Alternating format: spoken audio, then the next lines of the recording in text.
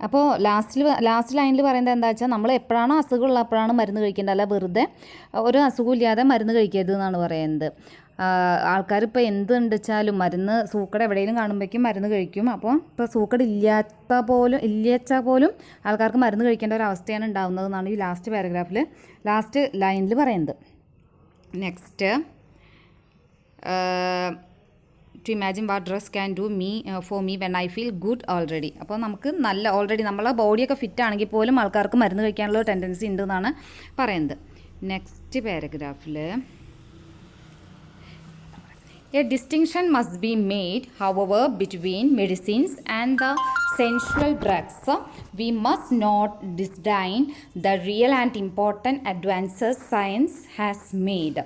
ഇതിൽ പറയുന്നത്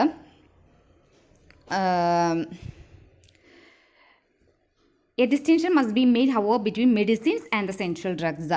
നമ്മൾ ജനങ്ങൾ കൃത്യമായിട്ട് മനസ്സിലാക്കേണ്ട ഒരു കാര്യമുണ്ട്. എന്താണ്, നമുക്കൊരു സൂക്കട് വന്നാൽ അതും ഭേദമാകുന്ന മരുന്നുകളും അതേപോലെ തന്നെ സെൻട്രൽ ഡ്രഗ്സ്, അതായത് നമുക്കൊരു ഡ്രഗ്സ് പറഞ്ഞാൽ എന്താ, ഒരു അഡിക്ഷൻ, നമുക്കൊരു അടിമയാവുന്ന തരത്തിലുള്ള മരുന്നുകളും തമ്മിലുള്ള ഒരു വ്യത്യാസം നമ്മൾ കൃത്യമായിട്ട് മനസ്സിലാക്കണം എന്നാണ് പറയുന്നത്. A distinction must be made however between medicines and the central drugs. Central ഡ്രഗ്സും നമുക്ക് അസുഖം ഭേദമാവുന്ന മരുന്നും തമ്മിലുള്ള വ്യത്യാസം ജനങ്ങൾ എന്തായാലും മനസ്സിലാക്കണമെന്നാണ് അദ്ദേഹം പറയുന്നത്. We must not disdain the real and important advances sciences has made. നമ്മൾ ഇപ്പോഴും പണ്ട് കാലത്തെ പോലെ ഒരു ചിന്തിക്കാതെ, സയൻസ് വളരെയധികം ഒരു ഇമ്പ്രൂവ് ആയിട്ടുള്ള ഒരു സമയമാണ് ഇപ്പോൾ. സയൻസ് വളരെയധികം പുരോഗമിച്ചു എന്ന് നമ്മൾ സ്വയം മനസ്സിലാക്കണം.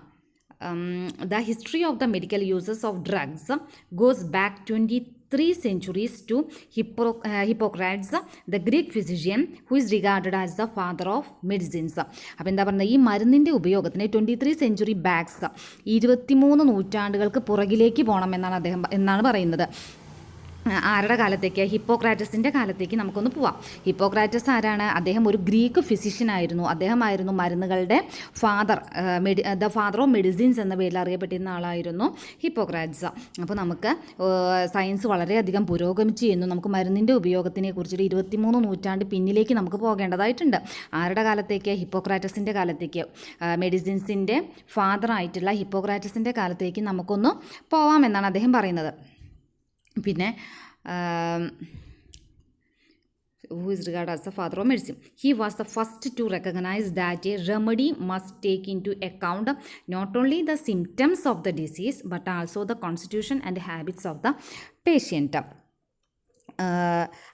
ഹിപ്പോക്രാറ്റസ് പറയുന്നത് എന്താണ്, ഒരാൾക്ക് നമ്മൾ മരുന്ന് കൊടുക്കുന്നത് ആ ആളുടെ അസുഖത്തിൻ്റെ ഒരു സിമ്പലായിട്ട് മാത്രമല്ല, ഓരോ രോഗിയുടെയും ഫിസിക്കലായിട്ടുള്ള സ്വഭാവം കൂടി കൺസിഡർ ചെയ്തിട്ട് വേണം ഒരാൾക്ക് മരുന്ന് കൊടുക്കാൻ എന്നാണ് പറയുന്നത്. ഒന്നുകൂടി നോക്കിക്കോളൂ. He was the first to recognize that a remedy must take into account not only the symptoms of the disease but also the constitution and habits of the patient. ഒരു പേഷ്യൻറ്റിന് നമ്മൾ മരുന്ന് കൊടുക്കുകയാണെന്നുണ്ടെങ്കിൽ അതൊരിക്കലും അവൻ്റെ ആ അസുഖത്തിനുള്ള മരുന്നായിട്ട് മാത്രമല്ല, അവൻ്റെ ശാരീരികമായിട്ടുള്ള പ്രത്യേകതകൾ പരിഗണിച്ചിട്ടും കൂടി വേണം അവന് മരുന്ന് കൊടുക്കാൻ. എല്ലാ മനുഷ്യനും എല്ലാ മരുന്നും പറ്റിക്കൊള്ളണമെന്നില്ല, എല്ലാ ബോഡിക്കും പറ്റിക്കൊള്ളണമെന്നില്ല. അപ്പോൾ ഓരോ മനുഷ്യൻ്റെയും സ്വഭാവത്തിനും ഫിസിക്കലായിട്ടുള്ള പ്രത്യേകതകൾക്കും അനുസരിച്ചിട്ട് വേണം നമ്മൾ എന്ത് ചെയ്യാൻ, ഒരാൾക്ക് മരുന്ന് കൊടുക്കാൻ എന്നാണ് ഹിപ്പോക്രാറ്റസിൻ്റെ അഭിപ്രായം. His principles have come down to us as the dictum that the medicine must specifically suit the disease and the patient. ഇതിൽ പറയുന്നത് ഒരാളുടെ ഈ ഹിപ്പോക്രാറ്റസിൻ്റെ തിയറി അനുസരിച്ചിട്ട് എല്ലാ മരുന്നുകളും ഒരാൾക്ക് സംഭവിക്കുന്ന സൂക്കടും ആ രോഗിക്ക് അനുസരിച്ചിട്ടായിരിക്കണം നമ്മൾ മരുന്ന് കൊടുക്കേണ്ടത്. സൂക്കടിന് മാത്രമല്ല, ആ രോഗിയെയും കൂടി പരിഗണിച്ചിട്ട്, ആ രോഗിയുടെ ഫിസിക്കൽ സ്ട്രക്ചറിനനുസരിച്ചിട്ടും കൂടി ആണ് നമ്മൾ മരുന്ന് കൊടുക്കേണ്ടതെന്നാണ് പറയുന്നത്. പിന്നെ came down the dictum that the medicine must specifically suit the disease and the patient. പേഷ്യൻറ്റിനെയും അവൻ്റെ സൂക്കടിനെയും പരിഗണിച്ചിട്ടായിരിക്കണം മരുന്ന് കൊടുക്കേണ്ടത്. That is when there is a disorder, only a drug that specifically mitigates that disorder should be used. ഇതിൽ പറയുന്നത്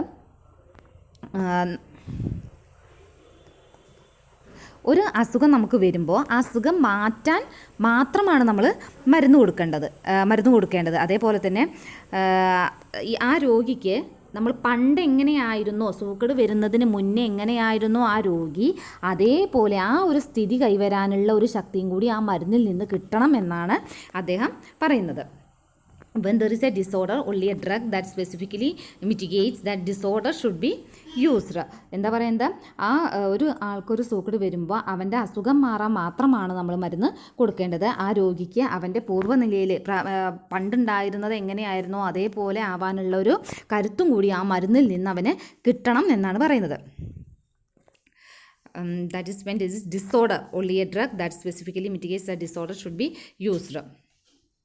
The drug should also have restorative effects or it will unbalance healthy functions of the brain and body. അങ്ങനെ കൊടുത്തിട്ടില്ലെങ്കിൽ എന്താ ഉണ്ടാവുക, ആ കൊടുക്കുന്ന മരുന്ന് നമ്മുടെ ശരീരത്തിനെ നെഗറ്റീവായിട്ടാണ് ബാധിക്കുക. അത് ആ മരുന്ന് നമ്മളെ ഫിസിക്കലി ആൻഡ് മെൻ്റലി ഉള്ള എല്ലാ പ്രവർത്തനങ്ങളെയും അത് ബാധിക്കും. നമ്മളെ മനസ്സിനെയും ശരീരത്തിനെയും ഒക്കെ ബാധിക്കുന്ന പറഞ്ഞത്. നമ്മൾ പോസിറ്റീവായിട്ടൊരു മരുന്ന് കഴിച്ചിട്ടുണ്ടെങ്കിൽ പക്ഷേ നേരെ നെഗറ്റീവായിട്ടാണ് നമ്മുടെ ശരീരത്തിനെ ബാധിക്കുക എന്നാണ് ഹിപ്പോക്രാറ്റസിൻ്റെ അഭിപ്രായത്തിൽ പറയുന്നത്.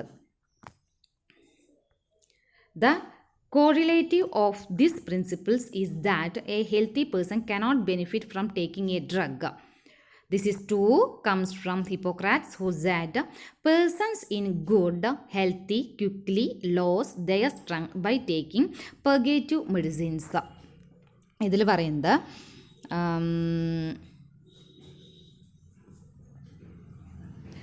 ഒന്നുകൂടി നോക്കൂ. The correlative of this principle is that a healthy person cannot benefit from taking a drug.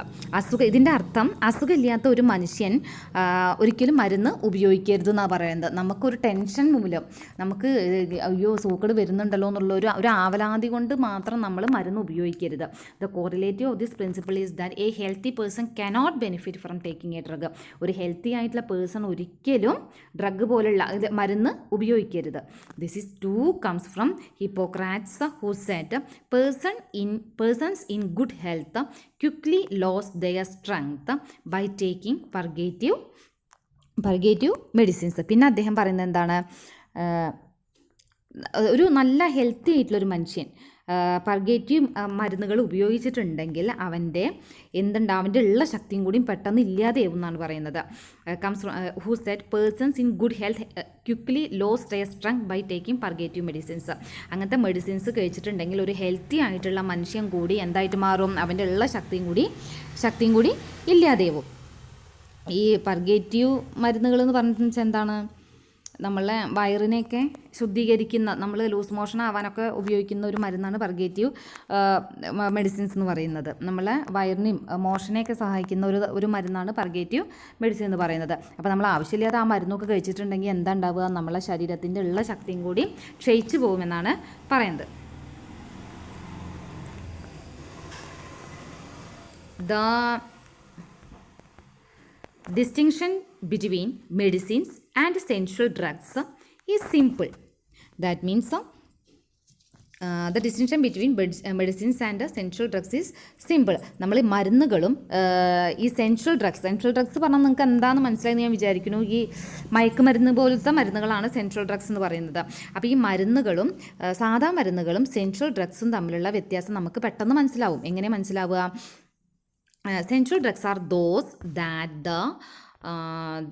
the body has no need for. ഈ സെൻട്രൽ ഡ്രഗ്സ് എന്ന് പറയുന്നത് നമ്മളെ ശരീരത്തിന് ആവശ്യമില്ലാത്തൊരു സാധനമാണ്.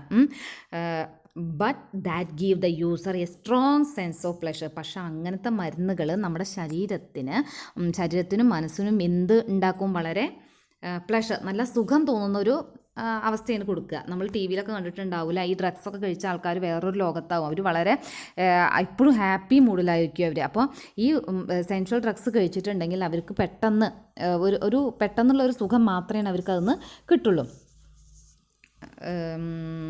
Central drugs activate the brain's pleasure centres. ഈ central drugs എന്താ ചെയ്യുന്നത് നമ്മുടെ ശരീരത്തിൽ, നമ്മളെ മനസ്സിനും നമ്മളെ തലച്ചോറിലെ സന്തോഷം, ഹാപ്പിനെസ് ഉണ്ടാക്കുന്ന ചില സെൻറ്ററുകളുണ്ട് നമ്മളെ തലച്ചോറിൽ. ഹാപ്പിനെസ് ആയിക്കോട്ടെ, സങ്കടം ആയിക്കോട്ടെ, ഒക്കെ നമ്മളെ ശരീരത്തിൽ നമ്മളെ ബ്രെയിനനുസരിച്ചിട്ടാണ് നമുക്ക് ഓരോരോ വികാരങ്ങളും ഉണ്ടാകുന്നത് അല്ലേ. അതേപോലെ ഈ സന്തോഷം ഉണ്ടാക്കുന്ന ചില സെൻറ്ററുകളുണ്ട് നമ്മളെ ബ്രെയിനിൽ. ഇത്തരം ആ സെൻറ്ററുകളെ കൂടുതൽ ഉത്തേജിപ്പിക്കുകയാണ് ചെയ്യുന്നത് ഈ central drugs. Central drugs activate the brain's pleasure centres. നമ്മളെ ബ്രെയിനിലുള്ള സന്തോഷം ഉണ്ടാക്കുന്ന ചില സെൻറ്ററുകളെ കൂടുതൽ ആക്ടിവേറ്റ് ആക്കുകയാണ് ചെയ്യുന്നത് ഈ സെൻട്രൽ ഡ്രഗ്സ് കഴിക്കുന്നത് മൂലം. അതുകൊണ്ടാണ് നമുക്ക് എപ്പോഴും ഈ ഡ്രഗ്സ് കഴിച്ചിട്ടുള്ള ആൾക്കാരിങ്ങനെ ഒരു അന്തല്ലാതെ ഇങ്ങനെ ഏതോ ഒരു ലോകത്ത് ഇങ്ങനെ കഴിക്കാൻ നിങ്ങൾ ടി വിയിലൊക്കെ കണ്ടിട്ടുണ്ടാവും. We do not know precisely how they do the whether they stimulate the pleasure centers directly or activate them through chemical mimicry. ഇതിൽ പറയുന്നത് എങ്ങനെയാണ് നമുക്ക് ഈ മരുന്നുകൾ, ഈ സെൻട്രൽ ഡ്രഗ്സ് അത് സാധിക്കുന്നത് നമുക്ക് അറിയില്ല. നോക്കൂ, ഒന്നുകൂടി നോക്കൂ. We do not know precisely how they do this. എങ്ങനെയാണ് അങ്ങനെ സന്തോഷം ഉണ്ടാവും നമുക്കറിയില്ല. Whether they stimulate the pleasure centres directly or activate them through chemical mimicry. അത് എങ്ങനെ ഇപ്പോൾ നമ്മൾക്ക് ആ ഒരു മരുന്ന് കഴിച്ചാൽ പെട്ടെന്ന് ഇങ്ങനെ സന്തോഷം ഉണ്ടാവുന്നത് നമുക്ക് ഒരിക്കലും അറിയില്ല. എന്താ ഇപ്പോൾ ഇവരൊരു സംശയം ചോദിക്കുകയാണ്, നമുക്ക് ആ തലച്ചോറിൻ്റെ സന്തോഷം ഉണ്ടാക്കുന്ന ആ ഭാഗങ്ങളെ പ്രവർത്തിപ്പിക്കുകയാണോ അതോ അത് വെറും ഒരു മിമിക്രി പോലെ, ഒരു രാസപ്രവർത്തനം പോലെ സാധിച്ചെടുക്കുകയാണോ ഒന്നും നമുക്ക് അറിയില്ല. എങ്ങനെയാണ് ഇപ്പോൾ ഈ മരുന്നുണ്ട് കഴിക്കുമ്പോഴേക്കും നമുക്ക് സന്തോഷം ഉണ്ടാകുന്നതെന്നും നമുക്ക് പറയാൻ കഴിയില്ല. In this text I will refer to both possibilities as a stimulation. ഇങ്ങനെയായാലും അതിനെ നമുക്ക് ഒരു ഡ്രഗ് എന്നുള്ള പേരിൽ തന്നെ നമുക്ക് വിളിക്കാം. അത് സ്റ്റിമുലേഷൻ പറഞ്ഞാൽ നമ്മളതിനെ ഒന്നും കൂടി ഇങ്ങനെ എന്താണ് പറയുക, ഉത്തേജിപ്പിക്കുക. അങ്ങനത്തെ ഒരു മരുന്ന് എന്നുള്ളതിനെ നമുക്കതിനെ വിശേഷിപ്പിക്കാം. ഓക്കെ ഫ്രണ്ട്സ്, നമുക്കിന്ന് അവസാനിപ്പിക്കാം. നെക്സ്റ്റ്